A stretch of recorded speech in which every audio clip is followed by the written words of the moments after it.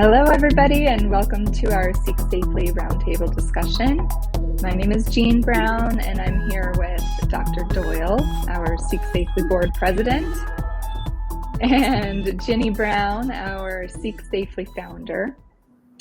So last month, we had a number of different conversations, both on our roundtable and on social media, about self-help, particularly as it pertains to the experience of women with self-help, because it was International Women's Day and Women's Month.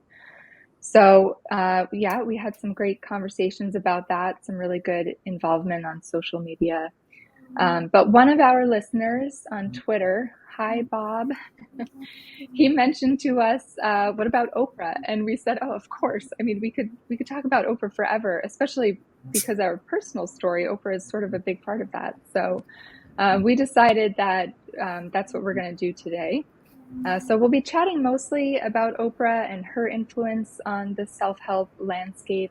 And then we'll also make some broader points about just this phenomenon of public figures who end up exerting some influence over the industry, and even non-public figures who are becoming sort of self-help influencers. The quick Oprah overview. At its height, the Oprah Winfrey Show was getting about 20 million viewers per day. So the audience was huge.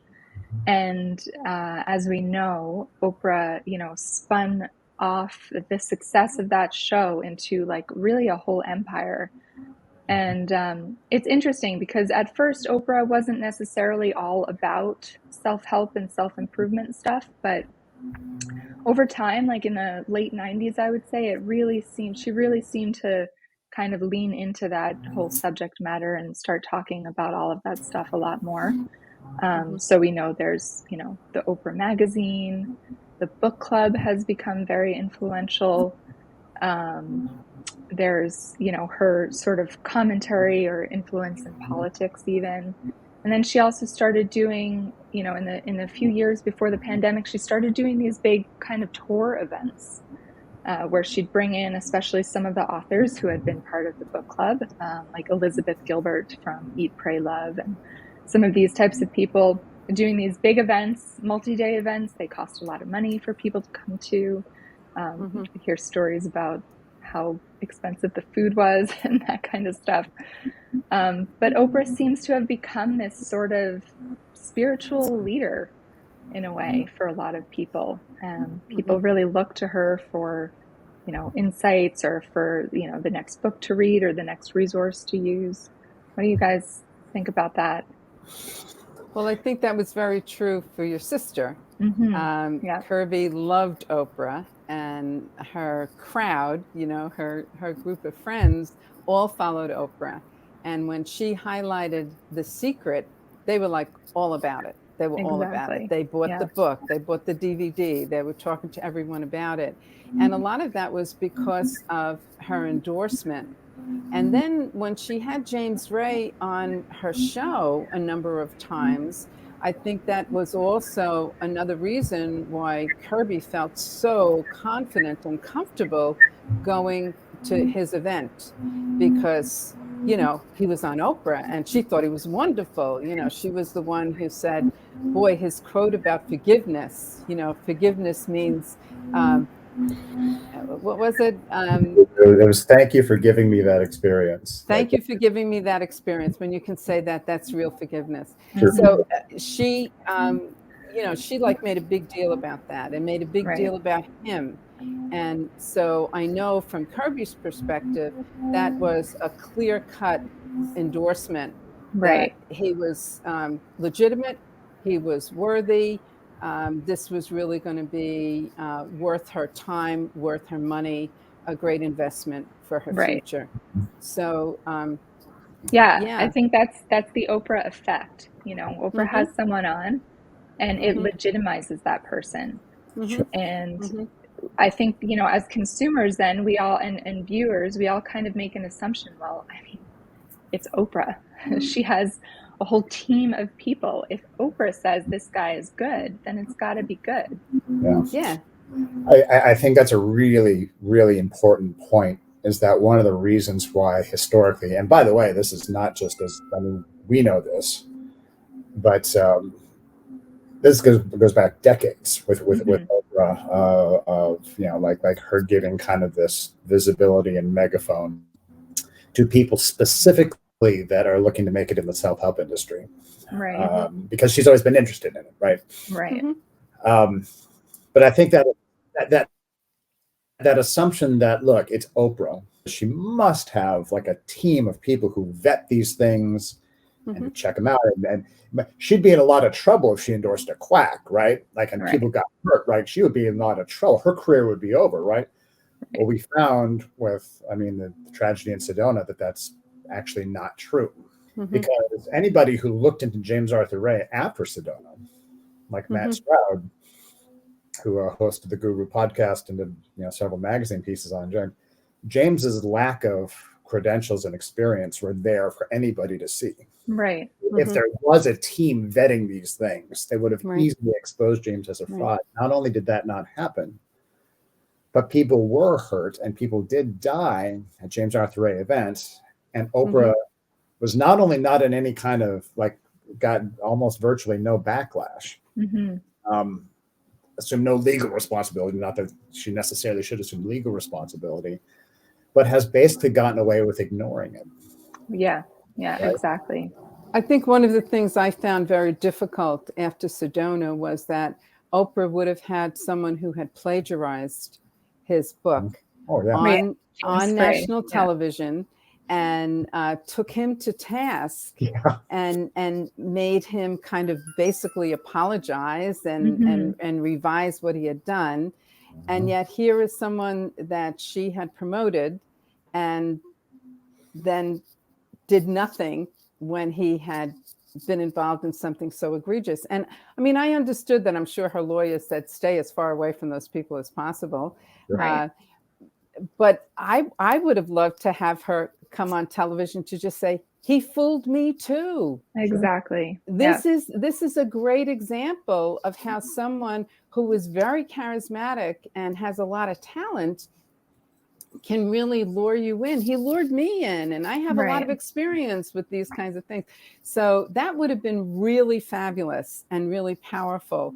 But she did not do that. No, and that was not for lack of reaching out to her and inviting her and reassuring her that we're not interested in suing you, Oprah, but we are interested in using your voice to tell people, yes, he may have helped some people, but he's also harmed people.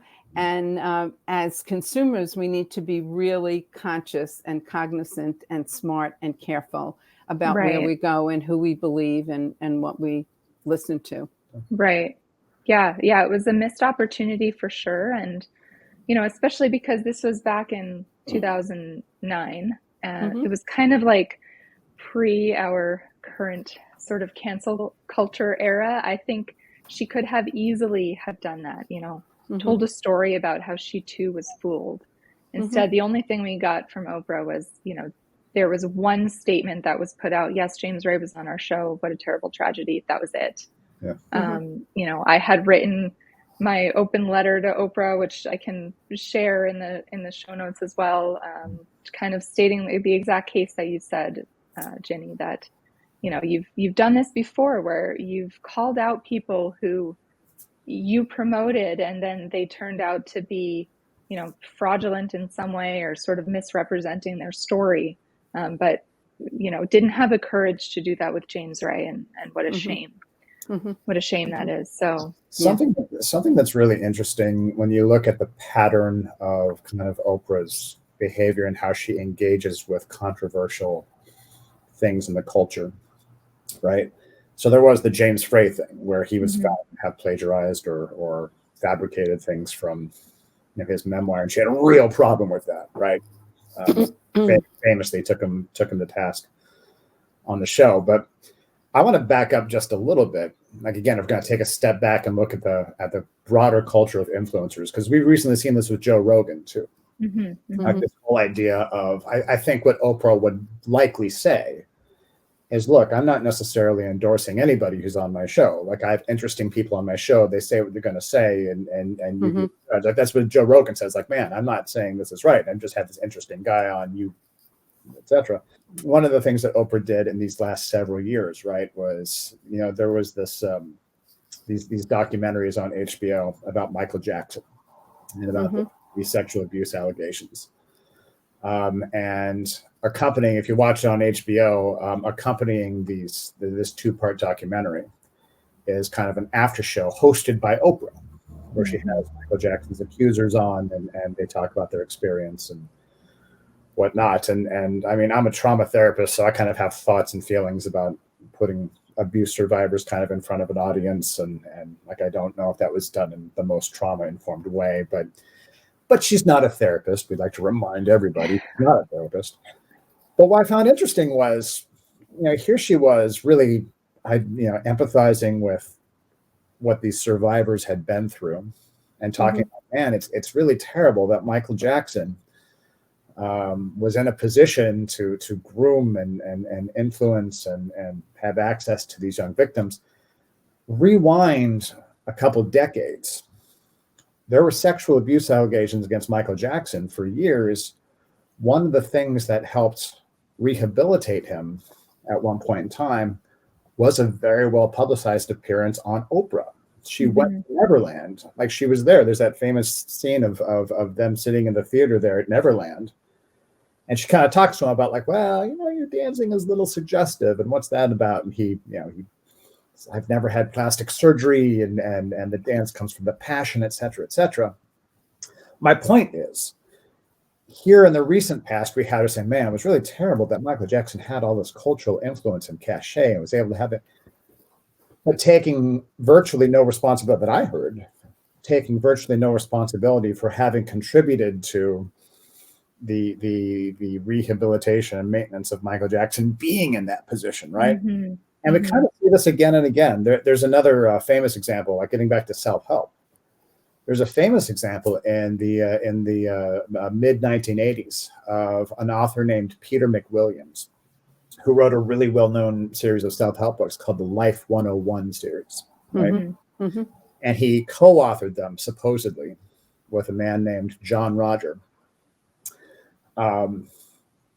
Turns out years later, Peter McWilliams published another book saying, by the way, I was in a cult this whole time, and John Roger was my guru, and I was putting his name on my books as a co-author because he had me spiritually convinced that I would die otherwise, right? Turns out it was this long-term coercive thing, right? But how did the Life 101 series become a thing at all? Because she had both Peter McWilliams and John Roger on her show in the day, right? It was the same pattern we saw with Michael Jackson. It was the same pattern we saw with James Arthur Ray, right? Where she has these, I think what happens is Oprah reads a book or something in the coach says, this is interesting. And that's kind of where the vetting ends. Right. Yeah. And she has someone on, and then when something goes wrong, I don't know that the responsibility goes anywhere beyond, like, well, gosh, this is a terrible, how could this have happened? Whereas if I was a psychologist, put out material on my Twitter that someone, but whether it was true or not, said, look, this hurt me, I would have psychology boards coming after me. I really would. Like, I'm not even making that up. Like, my liability guys would come after me. Right? Yeah. Well, it's, you know, I think it's almost like you can't talk about self-help really without talking about Oprah. Big time. And I think the reality is that, you know, I think Oprah is probably one of those people who has, you know, good intentions for the most part. However, it's also a business for her. It's, you know, it's an empire. We know that, you know, she's famously now like one of the wealthiest women in America or in the world, whatever. And it's largely because she has now tied in her position of influence into ways that she also makes money off of all of it. So I think in a sense, you know, we have seen, and trying to tell our story and sort of make our point about how consumers need to be wary with the self-help industry. And we've seen the industry itself be reluctant to engage with us because, they don't want to tarnish the thing that they're making their livelihood from. Sure. That's Oprah. Mm-hmm. Oprah is, Mm-hmm. such a huge part of the self-help industry. That's part of the story. So, and I think one of the complicating factors always, and, we've struggled with this for the last 12 years, is that some people have a positive impact from what they hear in the self-help realm, right. even if the person is an out and out scam, so then it becomes very difficult to say this person is dangerous, because they're not dangerous to everyone. Yeah. So that's a real complicating factor, I think. And I think Oprah has done a lot of very positive things in her life with her money and with her influence. Yeah.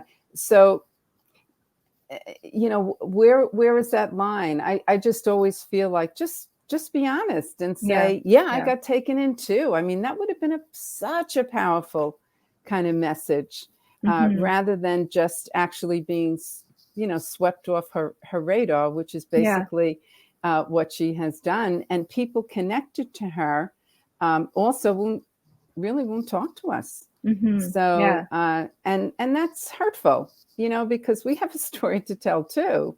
And then we look at figures like Dr. Phil and Dr. Roz, who, there's litigation against them because of things that they've done on their show and the things that they've supported and put out there for people. But they've also, many people have found benefit from their shows and the things that they've said and done. So I think this is one of the difficulties even of people in the general public being able to ascertain, is this a good place for me to be? Is this a good person for me to listen to? And I think people that are in the public eye in America, we just worship entertainers, celebrities. They're our royalty, right? These people who have become financially successful, have big names because of their particular talents. And for them to tell an inspirational story about their life can be very, very helpful. Okay. The problem becomes when they go beyond their personal experience and their personal story, which can be motivational and inspiring, and start dispensing advice without putting the caveat of this is what I experienced, this is what I've learned, this is what I know, as opposed to this is what people need to do. And that spills into a lot of the stuff that we see on television in general. And it's just, people need to understand that and be aware of that. And I think these influencers have some responsibility to be more transparent. Yeah. No, I think, it's a very American thing to take somebody's success as the indicator of their trustworthiness or, their sort of clout or the idea that, okay, I can listen to what this person is saying. I can believe in them because they're so successful. And that to me indicates, I don't need to look into their background or do anything else. They wouldn't have become successful if they weren't genuine or whatever. I think that is a very American way of sort of regarding public figures. And I think we all need to unlearn that a bit because, it's a dangerous way to kind of go about vetting the people that you're going to take advice from.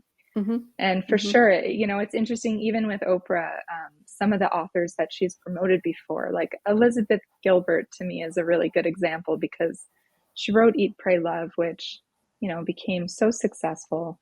And it's an interesting story. It's a thought-provoking story. And I think that for sure we can read things like that and gain insights from them and maybe find inspiration in them.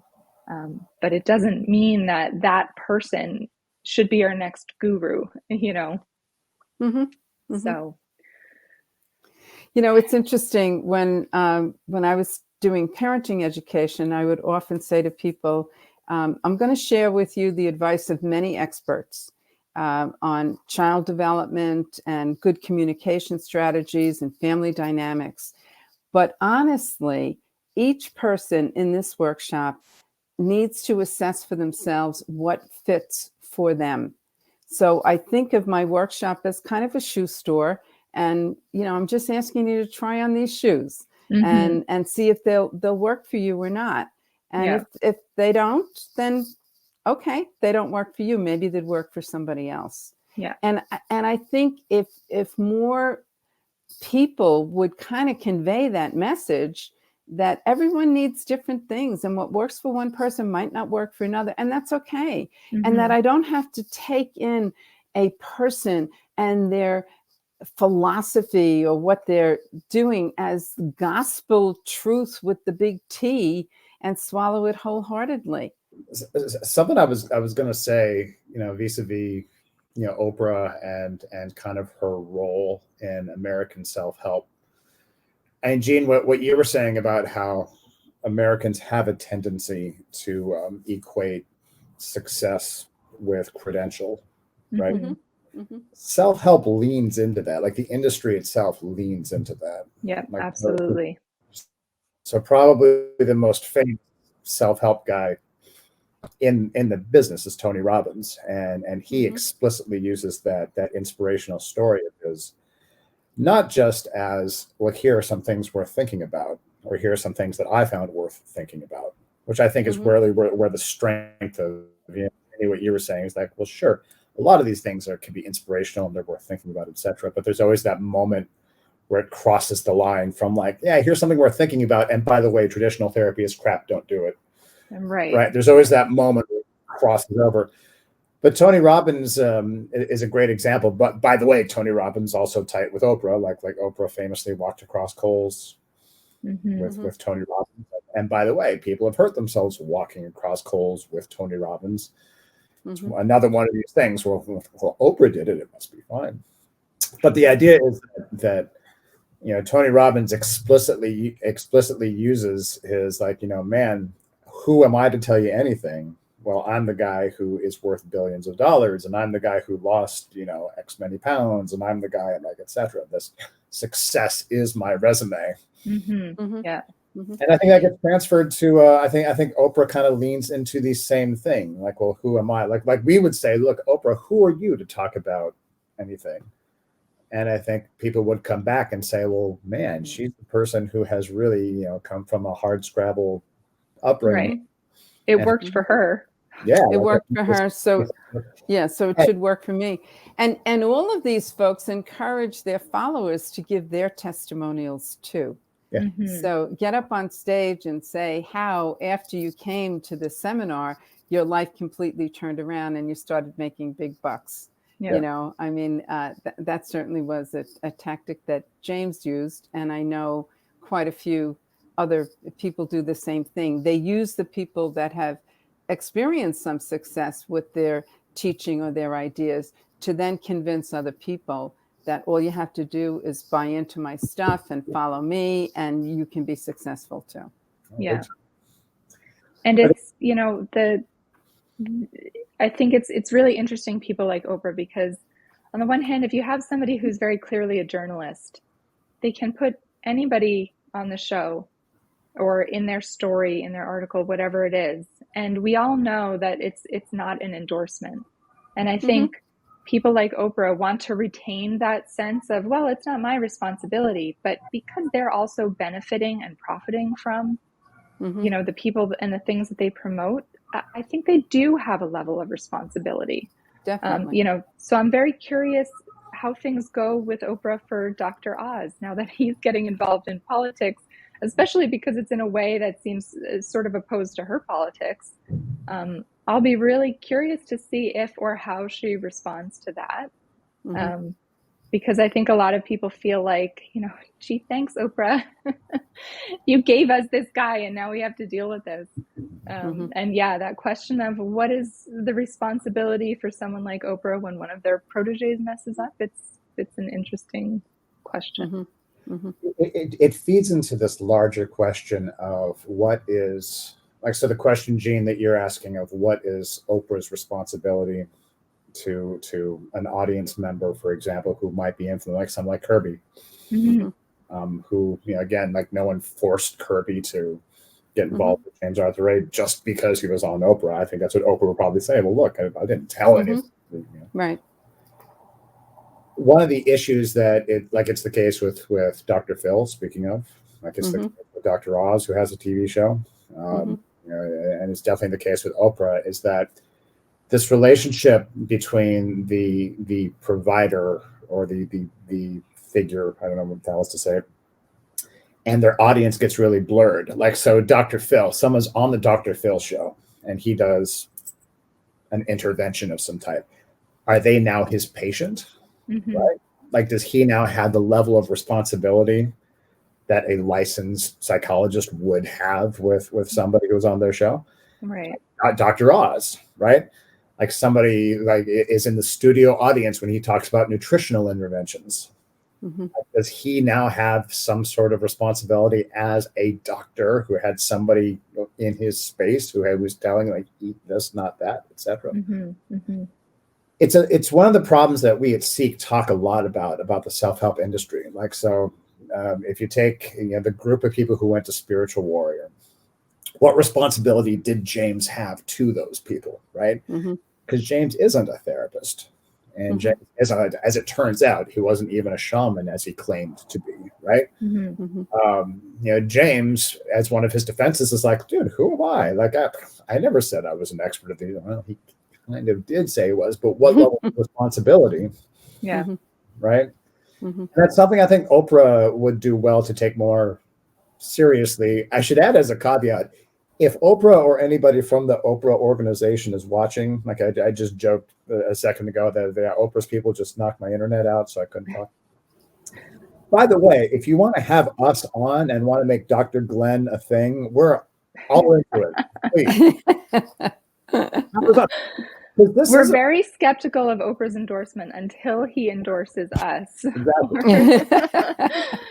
But it's really important to know, like, look, if you're way into Oprah, because we have a huge overlap, like our audience is like tends to know about Oprah and love Oprah. Like, our audience loves self-help. Like, we know that. This paradox of we're not anti-self-help. Yeah. We really are into ethics and accountability and self-help. And if Oprah can, by any stretch of the imagination, hear my words right now, man, you could be awesome for ethics and accountability in self-help, Oprah. You really, really could. And it wouldn't take you coming out and saying, I was wrong. You really, all it would take is like, look, this is an issue. Yeah. And it was an amazing episode. Exactly. No, we've always said we don't blame Oprah for what happened. We don't want to hold her accountable. Like Ginny said, we don't want to sue Oprah. That's not the point. We just know that her voice is powerful and we would like her to, step up a little bit. So yeah, I think, when I wrote the open letter to Oprah and then I did like a follow-up letter, that got, tens of thousands of views and shares.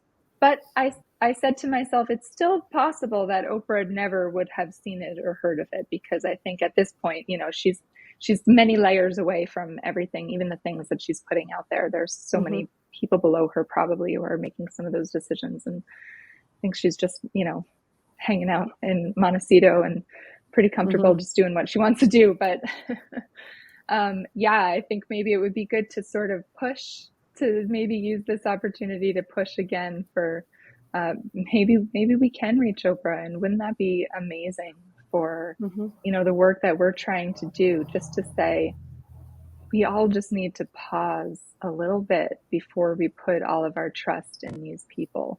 And even somebody like Oprah can be fooled by somebody who talks a good talk and puts on a good show. So absolutely. So always we've looked at the fact, how do we make things better? We ask people in the industry to be more accountable, to be more transparent, to operate with ethics and make sure they have safety in mind. But we're also looking at the consumer to say, ask more questions, be a little more skeptical. Yeah. And, we use the expression all the time, have an open heart as you're seeking, but have open eyes to pay attention to your surroundings and, what's going on. And when you experience some of those red flags, pay attention to them. Don't dismiss them because of what you want. Pay attention to them because you might not get what you want if you don't pay attention to the red flags. Yeah. So and I think the bottom line is that until people like Oprah are going to, get brave about putting out some hard truths about their own industry, it's really up to the consumers to protect themselves. Absolutely. Absolutely. And we'll see, as we're working towards our legislation in New York State, it's the same kind of thing. We're really trying to get the industry to practice in a more ethical way, but we're also sending a message to the consumer that says, this is what you're entitled to. Make sure when you go somewhere that this is how you're treated, that you're treated with this level of dignity and respect, and you're given the information that you need in order to make an informed decision. You don't have to do something with just having blind trust. That's not going to serve you well. So I think one of the reasons why Oprah historically has done so well, and again, I think you can draw a parallel to Joe Rogan presently, is that we're a culture that we want to believe stuff. Like we want to believe cool, interesting, mystical stuff. And Oprah has historically presented stuff and this kind of stuff in a less skeptical or critical light. I'm just thinking specifically, when she had John of God, right? It's kind of the same deal as with James Arthur Ray. Like if you'd taken 10 minutes to kind of investigate what he's actually all about and some of the criticisms and whatnot, like you'd come away with some serious questions. But I think one of the reasons why Oprah historically has not emphasized that stuff is because, man, what a bummer. We want to believe, right? Like we want to believe in these people who say they had divine experiences, and maybe they don't have the educational background, but they had these divine experiences and they're in touch with something big. Like we want that so badly. We want to believe. We want to see ourselves as positive, inspirational, spiritual people who want to be open to all of the potential possibilities. That's a big piece in our culture, I think. And I think part of why Oprah has been so successful, being the sort of like mama voice of self-help, is that she very much presents herself as discovering these things along with us. She's sitting there interviewing that person saying, oh my God, wow, this is amazing. I'm going to try this. Like she puts herself in the audience member's shoes as well. And that draws us in. Right. Absolutely. But she's not, discovering it for the first time. And if she wants to be in this position of influence, she has to assume a little more responsibility than just saying, oh, I'm just discovering it with you. Yeah. So I think the other thing I just want to touch on quickly as sort of food for thought, everybody, is that, I think obviously we can't really overstate Oprah's influence on self-help and self-improvement. But on the other hand, I think that the trend is kind of away from people like Oprah, and it's becoming a lot more diffuse in terms of where and how people are connecting with these self-help resources. So when you look on Instagram or social media, for example, there are so many people putting out ideas or promoting products, sharing their experiences, and giving some prescriptive information that maybe they don't have the authority to give. And that scares me a little bit because I think they have even more ability to be reckless than somebody like Oprah does. I think Oprah has a lot to lose if she screws up big time, even though we still don't feel like she has paid the price enough for some of the mistakes. But I think, on the other hand, there's still that possibility that she'll have to answer to the public, right? Whereas some of these other people out there, like, they're just flying by the seat of their pants, promoting whatever they want, amassing a following, and there are so many of them. It would be like playing whack-a-mole trying to get rid of all these people. So I think that's something that consumers need to be really aware of as well. A good example of this, well, and actually kind of building on that point, what we were just talking about a moment ago with a person's success or appearance or something being their credential, as opposed to, like, I have this education and this licensure or whatever. That self-help is really kind of encouraged and run with, has become a huge thing with particularly online influencers. Yeah. Jerry Seinfeld has a joke where he's like, I don't even know what to eat anymore. Now I'm just going up to people like, you look good. What do you eat? Right. But that's really like if you're looking for a fitness influencer. Yeah. Like somebody to follow. Like, I don't know what I'm doing with, like, okay, this person looks pretty good. I want a body like that. Like, okay, right. Do what you're doing. And having 1 million followers is the new, being a millionaire. Yeah. Which is even, I think, easier for the average random person to achieve, and that's the clout now. It's not even just your perceived success. The success is about number of followers or something, and that's really very well, it's social proof, right? Yeah. You want to be trending. Trending for the right reasons. You want to be trending for the right reasons. It's very easy to trend for the wrong reasons. I don't want that. Coming back just very quickly, like coming back to the idea that if you're kind of a mid to low level influencer, you're even less accountable for what the promises you make or what you say. Our old friend James Arthur Ray is a good example of that. So he, as we all know, jumped right back into the self-help business after getting out of prison, right? And he's in it right now. And he's even gone, like back in the day, he was kind of like more or less mainstream with his law of attraction ideas. Like, he wasn't really saying anything that was all that removed from what other kind of spiritual teachers of his type were saying. Anymore, he's way off in left field. Like he's talking about like modern alchemy, and you can use your mind to influence other people. Like he's literally talking about mind control. But the fact that he's now, like, his audience is now so small, like I swear to God, if I wasn't paying attention to what he said, no one would pay attention to what he said, except for that small slice of people who are saying, right? If you take him, now the only reason we know about him is because of Oprah and Sedona and whatnot. There are thousands of James Arthur Rays out there. More than it, there are local versions of James Arthur Ray out there.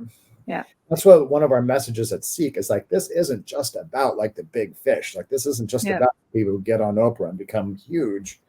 This is about the fact that at every level, kind of the self-help, wellness, personal improvement industry, there is potential, because of the lack of accountability and the lack of oversight and the lack of regulation. It's possible at every level for there to be exploitation and deception. Yeah. So I think, again, that's why so much of our message, despite some of the things we're doing, like with legislation and trying to reach people like Oprah, trying to get our story out there in a vague way, so much of our message is just to the consumers, just to, protect yourself, do what you can to really look at the people or the products that you're, considering using for your own self-improvement. And it's really up to you to protect yourself. And we're doing what we can to help everybody with that. But A question I really encourage seekers to ask, and I encourage people to do this when they're looking for a therapist, but I also encourage people to do this when they're looking at any kind of mentor, guide, guru, whatever, is when a figure makes a claim like that, ask yourself, if I had to disprove this, Mm-hmm. is there any reasonable way for me to do so? If the answer is no, Mm-hmm. then maybe we want to think twice about investing thousands of dollars or Mm-hmm. Mm-hmm. It's a really good question. like whatever. Yeah. It's a Like good question I make ask. time to be a licensed psychologist. Mm-hmm.